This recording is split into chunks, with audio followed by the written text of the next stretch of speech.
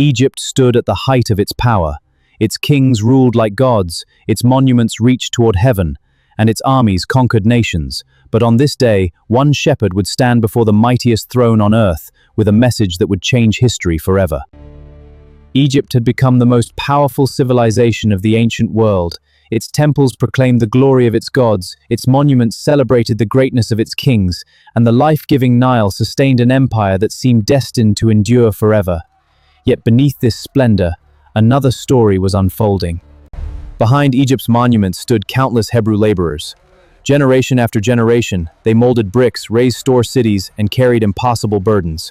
While Egypt celebrated its greatness, God's covenant people cried out beneath the weight of cruel oppression. Moses and Aaron approached the palace of Pharaoh with unwavering faith. They carried no army, no wealth, and no political influence. Their only authority was the command of Jehovah, who had sent them to confront the mightiest ruler on earth. The royal court fell silent as Moses and Aaron stood before Pharaoh, the ruler of the greatest empire on earth. They carried no army, no wealth, and no earthly authority. They came with only one authority, the command of Jehovah, the God of Israel. Then Moses stepped forward and spoke, not in his own authority, but as Jehovah's appointed messenger. Before the throne of Egypt, he proclaimed the word of the living God.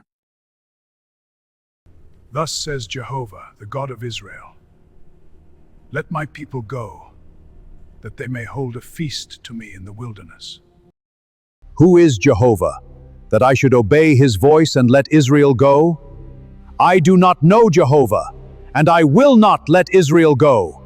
His defiant words set the stage for God's power to be revealed before all Egypt. Pharaoh asked, "Who is Jehovah?" That question became the central theme of Exodus. Through the mighty acts that followed, God would reveal his power, his authority, and his desire to gain a people for himself.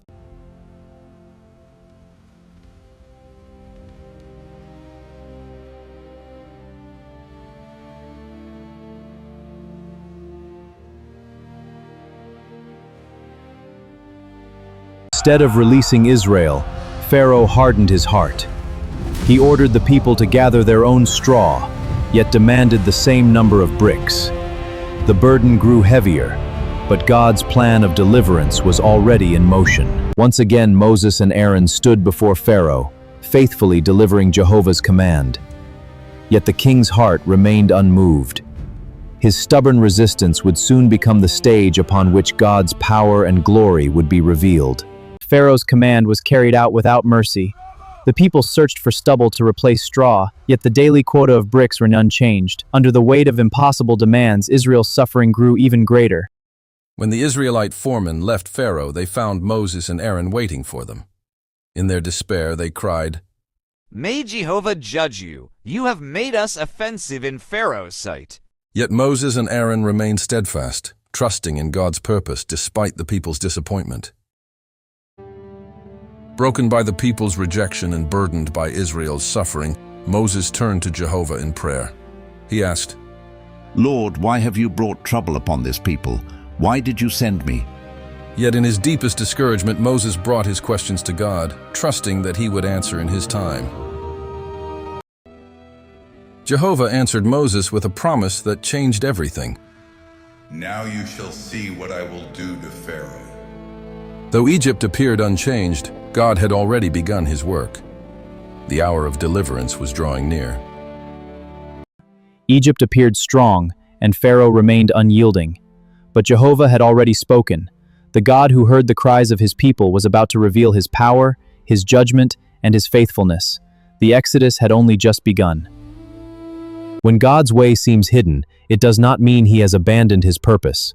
Often, the darkest moment comes just before his greatest work. While Israel saw only heavier burdens, Jehovah was preparing a deliverance far greater than they could imagine. God was not only preparing Israel for deliverance, he was preparing Moses for service. Before the Lord changes our outward circumstances, he often works deeply within us, teaching us to trust his strength instead of our own. This insight naturally builds on the first one. God's silence is not God's absence. God's timing is never late, and his purposes never fail. What appeared to be delay was actually divine preparation. As Egypt stood confident in its own strength, Jehovah was preparing to reveal his glory, his authority, and his faithfulness for generations to come.